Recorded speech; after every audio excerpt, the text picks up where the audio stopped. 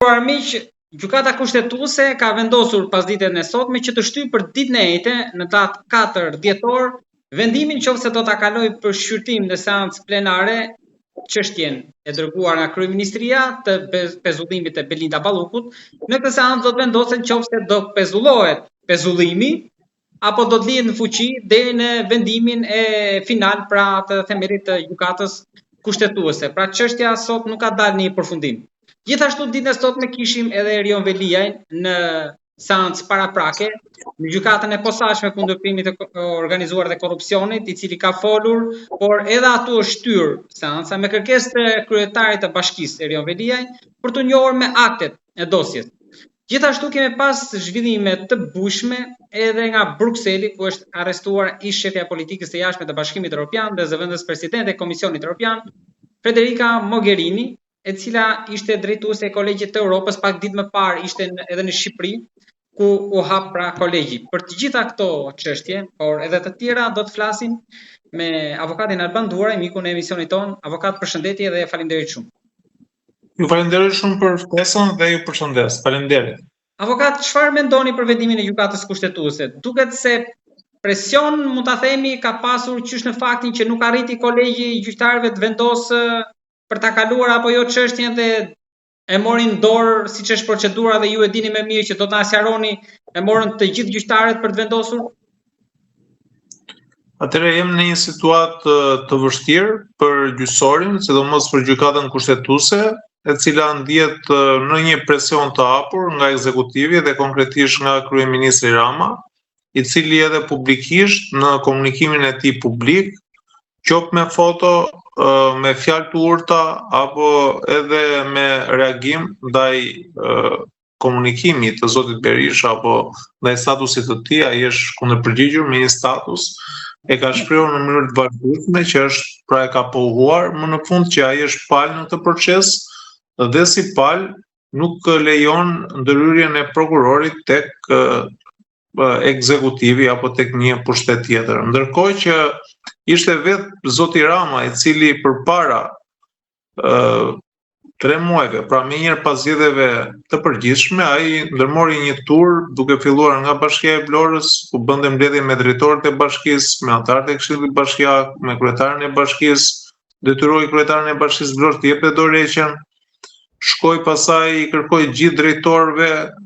të bashkive në mënyrë publike që të jepnin dorëheqje, pra një ndërhyrje pasër e pushtetit ekzekutiv në pushtetin tjetër, që është pushteti vendor, pushteti lokal dhe natyrisht këto janë pushtetet të cilat janë sankcionuar në kushtetut, janë pushtetet të ndara nga njëra tjetra, të cilat kontrollojnë dhe balancojnë njëra tjetrën. Pra parimi check and balance që është në një demokraci liberale dhe në një shtet i cili respekton parimet e shtetit të së drejtës. Gjë që ai ka qenë vetë i pari që i ka shkelur këto parime, në mënyrë publike ka ndërhyrë edhe në Bashkinë e Tiranës, ku në shpalljen e qeverisë së re shpalli edhe kryetarin e re të bashkisë, pra një komunikim publik ku kërkoi edhe shkarkimin e zotit Veliaj, pra kemi një ndërhyrje të pasur të zotit Rama mbi pushtetet e tjera. Pra është e kundërta e asaj çka ai në këtë rast, pra në rastin e zonjës Balluku, tregon qartësisht që po e mbështet, edhe nëse nuk ka mundësi ta mbështesi në mënyrë të fshehtë apo underground, ai po e mbështet publikisht, por edhe duke krijuar artifisa ligjore për të krijuar një konflikt midis prokurisë së posaçme dhe ekzekutivit, duke ju drejtuar dhe gjykatës kushtetuese me një kërkesë e cila do ta fusin qorsokak këtë proces, ku ai kërkon interpretimin e nenit i cili ka të bëjë me imunitetin e anëtarëve të Këshillit të Ministrave, duke i dhënë një ngjyrim që pezullimi nuk mund të ndërmerrej sepse ministri ka imunitet dhe përpasoj duhet që t'i drejtojë një procedurë tjetër, për të cilën unë jam kundër, që do të thotë në rastin konkret për sa i përket pezullimit të ministrit, ministri nuk gëzon imunitet për këtë rast. Pezullimi nga puna, pra zoti Rama i duket si diçka absurde që mund të pezullohet dikush nga gjykata, sepse pretendon që ka imunitet. Pra askush nuk ka imunitet në Këshillin e Ministrave për sa i përket veprimtarisë apo punës së tij me përjashtim të rastit kur i kufizohet liria. Pra nuk kemi një kufizim lirie në rastin e pezullimit nga puna, dhe ai pretendon thotë që jam unë ai që mund të shkarkoj apo mund të... Avokat, ju jeni besim plot që gjykata kushtetuese do qëndrojnë në këtë argument që ju thoni. Tani unë nuk e di, sepse gjykata kushtetuese në këtë rast, pra në rastin e zotit Velia, ju tregua në lartësinë e dur, që do të thotë i dha të drejtë, sepse kishim një praktik të tillë, ç'është e vërteta në rastin konkret nuk kemi një praktik, por gjykata kushtetuese mund të bëj argumentimin e imunitetit, pra konstatim, nuk është se vendos shkarkim apo jo, si në rastin e zotit Velia, sepse edhe diçka avokat më falni. Fakti që në kolegj janë ndarë 2-1, pra nuk ka pas unanimitet të plot, do të thotë që ishte paralajmërim dhe për atë që mund vinë për vendimin që ndoshta mund përfundojë edhe 4-4 apo jo? Ndoshta është edhe ky skenar, nuk di ta them, sepse nuk e di në çfarë presioni mund të ndihen antarët e gjykatës kushtetuese,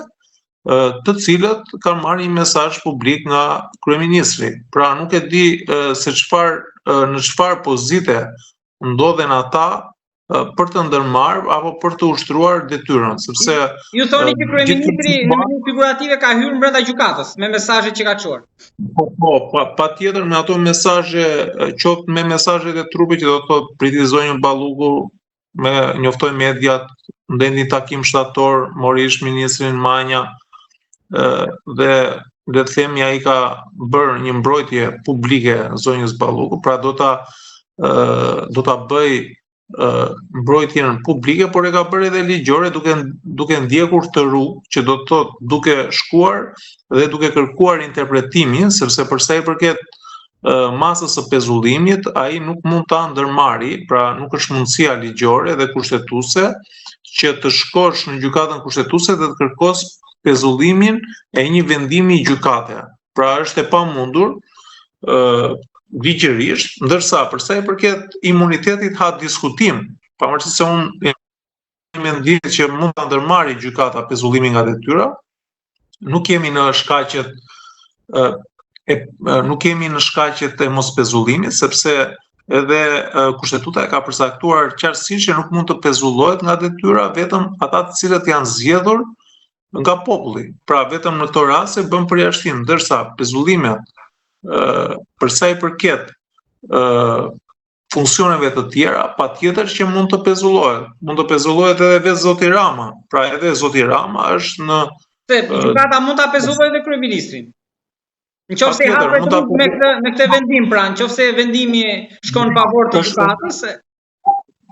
është mundësia, pra sepse kushtetuta thotë që antarët e Këshillit të Ministrave gëzojnë imunitetin e deputetit sipas përcaktimeve që ka kushtetuta për imunitetin e deputetit. Dhe nëse ne shkojmë tek dispozita që përcakton cili është imuniteti i deputetit, aty qartësisht thuhet që nëse i kufizohet liria, që do të thotë nëse ne do kemi një masë shtrënguese, masa shtrënguese është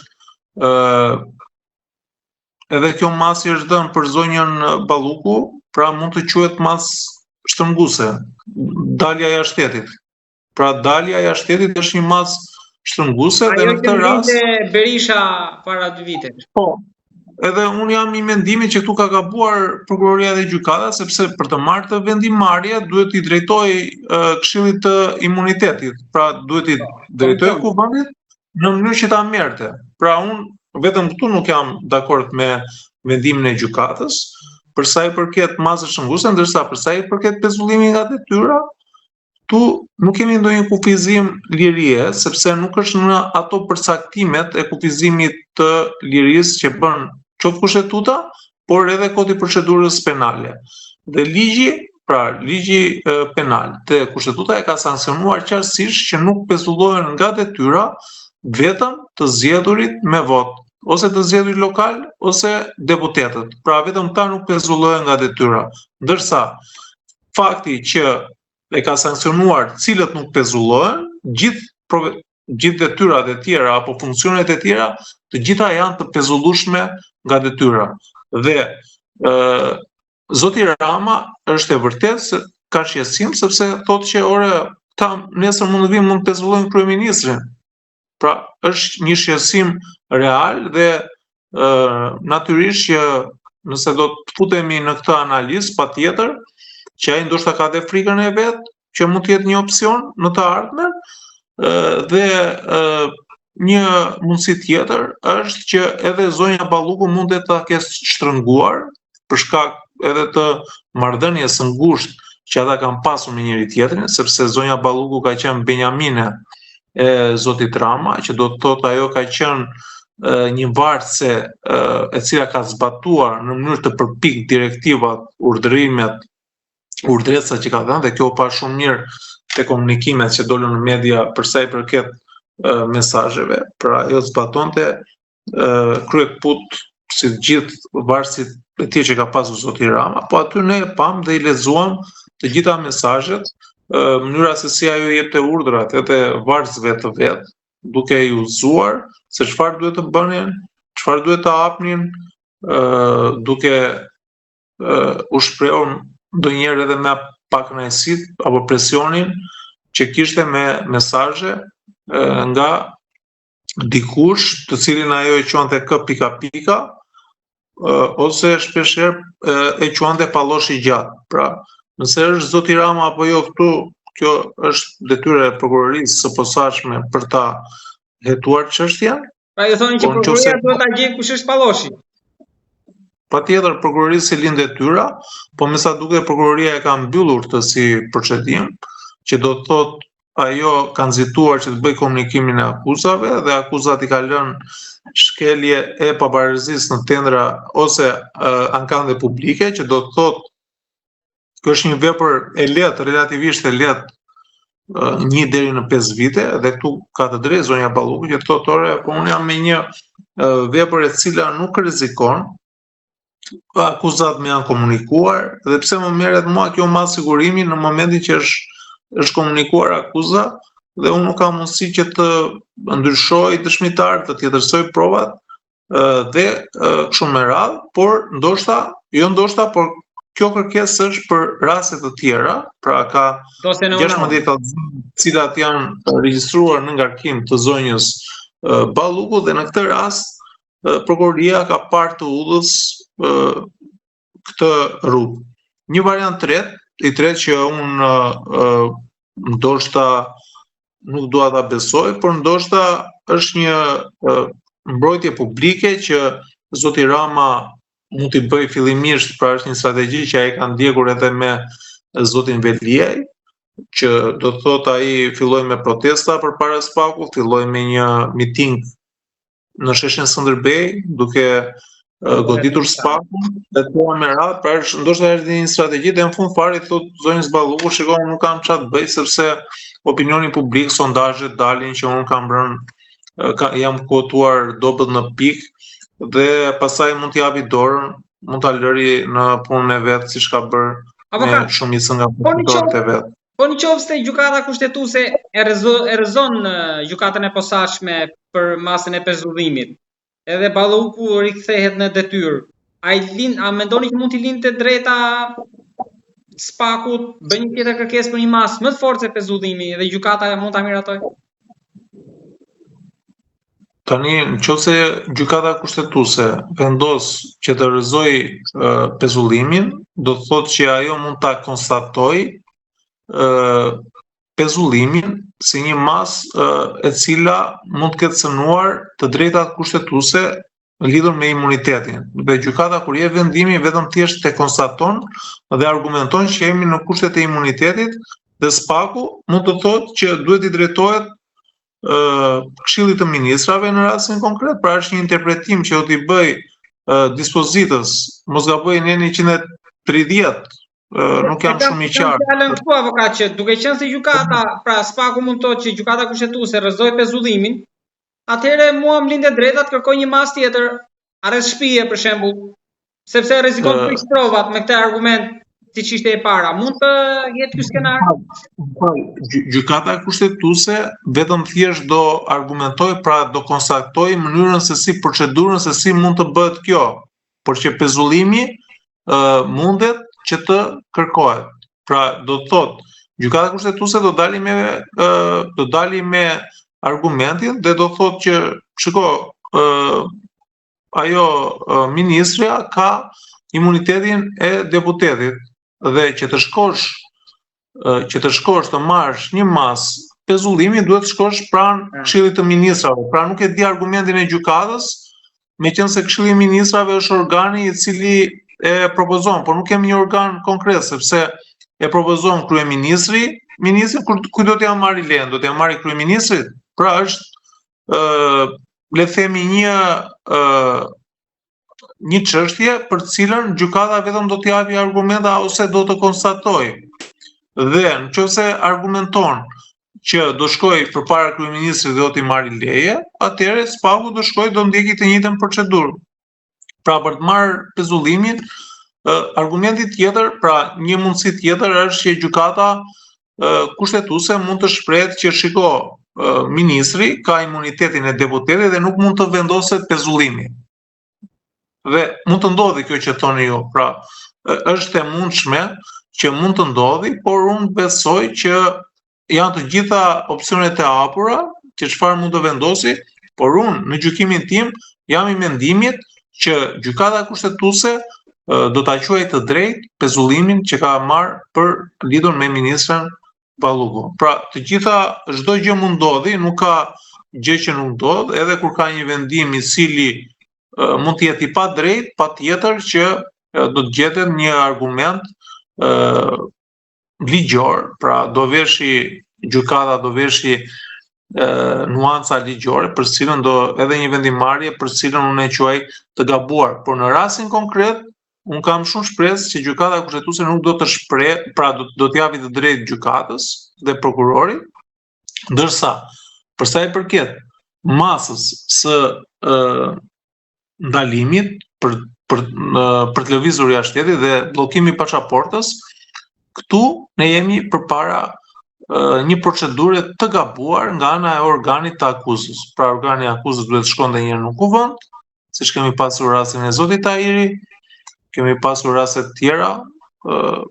por më duket zoti Beqa e dha dorëheqjen, kemi pas disa raste për cilën është shkuar në gjykatë, është shkuar në kuvend, është marrë autorizimin dhe pastaj është kryer procedura e arrestimit. Dhe në rastin e zonjës Balluku do kryhet e njëjta procedurë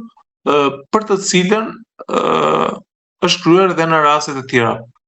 lidhur me lëvizjen jashtë shtetit. Vetëm për këtë mendoj që ka gabuar dhe prokurori dhe gjykata.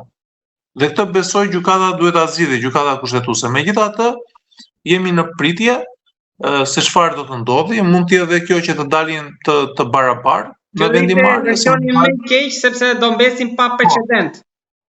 Po, do dalim 4-4 dhe zoti Rama I thot zonjës Balluku që unë I bëra të gjitha lëvizjet e mia, që pata mundësi nga ana ligjore, shikoj që kam një le them kuotim të ulët nga ana e opinionit publik lidhur me sondazhet që ai kryen, sepse ne kemi dëgjuar që ai kryen sondazhe në mënyrë të vazhdueshme, lidhur me imazhin në publik për çështje të caktuara apo vendimarrje të caktuara që ai kryen, kështu që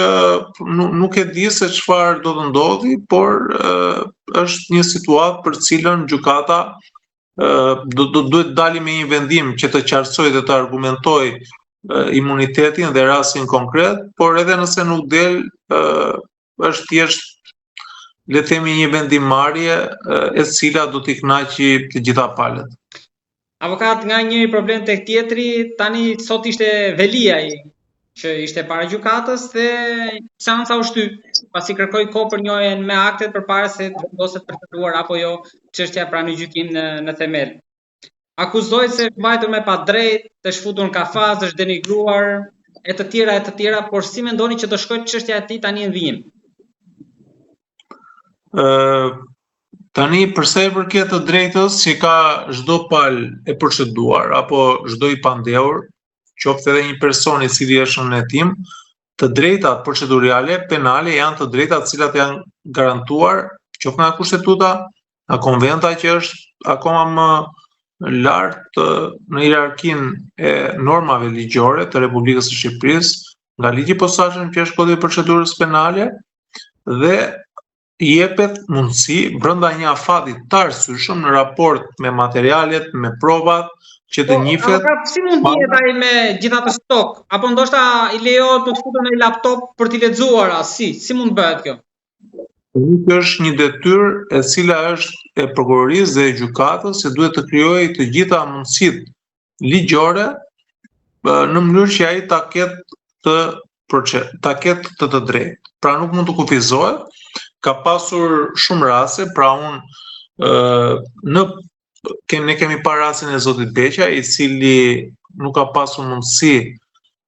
që të merrte gjitha ato materiale, ato ishin mundësi shumë të kushtuar. Diellën atje, po, diellën e qeli. Pra, kushtuan shumë, normalisht ka të drejtë, çdo qytetar ka të drejtë që të ketë akte. Pra nuk mundet t'i privohen, sepse këto janë shkelje të cilat e bëjnë të cënueshëm çdo vendim. Pra çdo vendim gjykate mund të prishet nga gjykatat më të larta, qoftë edhe nga ajo e gjykatës evropiane të drejtave të njerëzit. Kjo do të sjellë një kosto për të pandehurin, i cili nuk ka pasur mundësi për të bërë një mbrojtje efektive për avokatët e tij, për mundësinë që do t'i kufizohet, që do të thotë ai do jetë me një masë sigurimi arrest në burg ose qoftë edhe mund të dënohet, duke qenë se mbrojtja nuk ka qenë efektive. Pra këto janë të drejta të cilat janë të garantuara nga ligjet dhe konventat që ne jemi pjesë. Kështu që është e gabuar edhe rasti, pra kemi raste edhe të prokurorive zakonshme që qytetarët nuk komunikojnë aktet, nuk i komunikojnë avokatit aktet, nuk i lihet koha e mjaftueshme, janë detyra të cilat i ka organi akuzës, ndonse organi akuzës të periudhë ka qenë shumë i ngarkuar lidhur me çështje të cilat ka stafi është i vogël, pra kemi shumë probleme të cilat ne i kemi trajtuar në mënyrë të vazhdueshme dhe është le të themi gabim edhe nga vendimarrja edhe nga gjykata nëse edhe nga prokuroria nëse nuk i ofron këtë mundësi. Natyrisht që edhe në momentin kur bëhet komunikimi i akuzës, prokuroria ka detyrën që t'i komunikojë të gjitha aktet. Gjë që nuk mundet ta çojë çështjen, pra nuk mundet ta marrë çështjen e ta çojë direkt në gjykim. Do t'i japi mundësi, do të presi kohë për njohje me akte dhe pastaj ta çojë çështjen në gjykim. Pra kjo është një fazë procedurale që prokuroria duhet të reflektojë, mundet që të shfuqizojë edhe vendimarrjen e tij për mbylljen e hetimeve, sepse ka kërkesa nga palët të cilat duhet të përmbushen dhe që nuk janë përmbushur gjatë fazës së hetimit. Prokuroria është një kuazi gjykat, ndonse ajo mbledh prova dhe ka detyrë që është organi i cili e provon ajo fajësinë dhe i thot palës në momentin që i komunikon akuzës, i thot tani më provo të kundërshtën. Dhe nëse jemi përpara faktit që jepet mundësia lidhur me kërkesat procedurale, prova që mund sjelli pala në gjatë hetimit, edhe pse janë mbyllur hetimet, dëshmitarët që mund të merren dhe një sër veprimesh të tjera hetimore dhe njohja e akteve e tjera me radhë, dhe nëse ne jemi në të gjithë respektimin e këtyre të drejtave të palës, mund të ndodhi që prokurori të dali në konkluzionin që nuk kemi vepër penale dhe shkon e pushon gjykimin, shkon në gjykat, bën pushimin. Pra, nga ana teorike, kështu duhet të funksionojë për çdo proces, jo për zotin Beliaj, që është kryetari i Bashkisë Tiranë dhe ka një karrierë publike të gjatë, por duhet të jetë për çdo qytetar të thjeshtë i cili të cilit i garantohen ato të drejta nga kushtetuta, nga ligji proceduror penal, nga Konventa Evropiane e Drejtave të Njeriut dhe që nuk respektohen. Dhe ne këto janë probleme që ne kemi ngritur çdo ditë. Pra unë si avokat, në targetin e grupit të palëve që përfaqësoj, janë shtresa e mesme dhe shtresa e cila është më poshtë, që do thotë njerëz me pamundësi financiare, njerëz të cilët nuk kanë mundësi le të themi të përballojnë jetën edhe probleme ekonomike dhe duhen parë palëve të njëjta, pavarësisht se është zoti Rama, zoti Veliaj, zonja Balluku, dhe mua tani më vjen mirë nga njëra anë që këta flasin për të drejtat të lirit themelore të palëve në jetim të pasi po e përkojnë vetë. Po, këto janë probleme që ne kemi ngritur më parë, pra nuk është se ne këto probleme na dolën tani, për sa i përket respektimit të procedurës, ndërkohë që ta tani janë vetë në pozitën e personit në jetim, e të pandeurit dhe të dënuarit. Pra, të gjitha kanë të drejtat e tyre, edhe po ti jesh i dënuar, nuk do të thotë që je i dënuar edhe je të ka marrë jetën, pra ke të drejtat të cilat i garanton ligji për çdo status që mund të kesh. Kështu që fakti edhe këta që janë persona që është komunikuar akuza dhe ka shkuar në gjykatë, nuk do të thotë që këta janë fajtor, sepse është gjykata e cila do vendosi nëse je fajtor apo jo. Pra nuk e vendos prokuroria në fakt. Por nëse bëhet procedura në rregull, jepet mundësi palëve të sqarojnë pozitën dhe mundet që të ndryshojë edhe le të themi mendimi i organit të akuzës në fazën e hetimeve. Avokat, për ta mbyllur me çështjen e Mogherinit, e cila pak ditë më parë ishte në Shqipëri, pra drejtuesja e kolegjit të Bruzhit të Europës, në mos gaboj, saktësisht tek termi, por sipas autoriteteve belge, që citojmë mediat, pra kemi të bëjmë një rast mashtrimi për ish shefin e diplomacisë së Europës, e cila nga shqiptarët mbahet mend edhe nga shqiptarët e Kosovës, edhe për debatin atëherë për rishikimin e kufive me Vučićin dhe Thaçićin. Por në këtë rast, korrupsioni ka arritur deri në majet e Europës. Atëherë, me sa duket, me këto veprime që bën organi akuzës edhe në Bruksel, tregojnë që këto probleme nuk janë probleme të cilat janë probleme shqiptare, apo probleme të cilat i kanë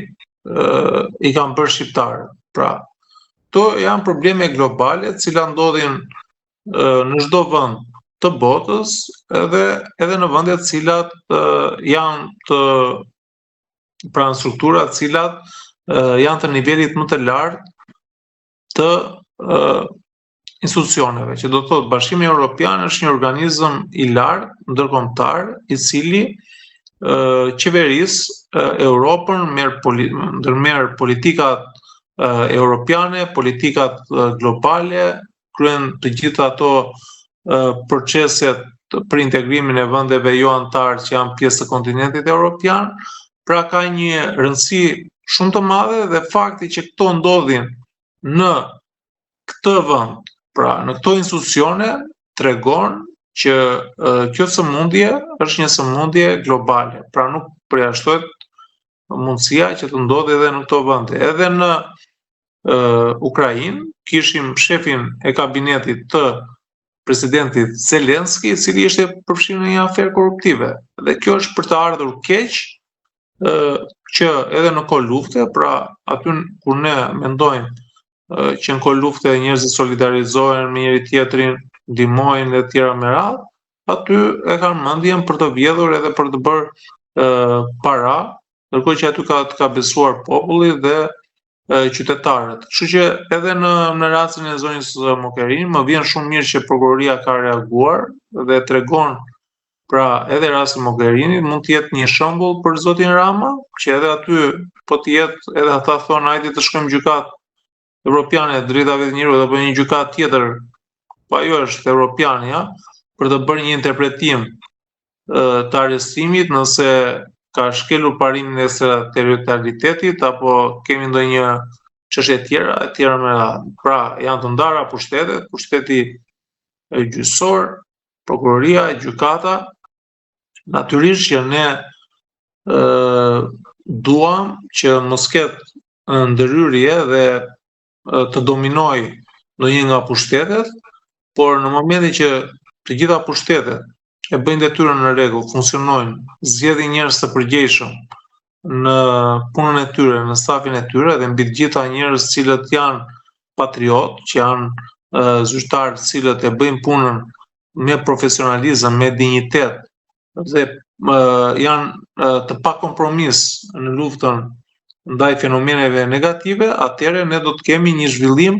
ekonomik për të gjithë, po edhe një zhvillim social, sepse nuk është çështja për 5% apo për 10% të popullsisë, të cilët do jetojnë prapë në këtë vend, që do po marr rastin e Shqipërisë. Pra, këta prapë do kalojnë në Shqipëri edhe për tunelin. Tuneli është bërë pa euro, pa ata harrojnë që aty do kalojnë motrat, vëllezërit, kushërinjt, shokët, miq, aty tuneli që do dhe këto sjellin probleme të cilat kthehen në bumerang dhe është shumë le të themi disfavorizuese edhe për vetë persona që kryejnë korrupsion apo kryejnë palishmëri, që marrin jetët e shumë qytetarëve, i marrin le të themi duke kryer veprime korruptive apo veprime të palishme. Kështu që edhe në rastin e zonjës Mogherini, por besoj që ndoshta është rastësi që kemi zonjën Mogherini, kemi edhe zotin McGonigal, i cili ka pasur kontakte të vazhdueshme me zotin Rama. Kjo tregon që zoti Rama është bashkëpunues me institucionet dhe ata që kryejnë palishmëri i çon në vendin e dur.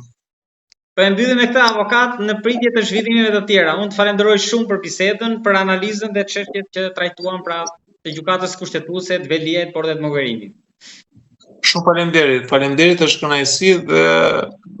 besoj që shpresojmë që të ketë zhvillime pozitive në të mirë të qytetarëve. Sidomos nga drejtësia. Faleminderit shumë avokat. Faleminderit.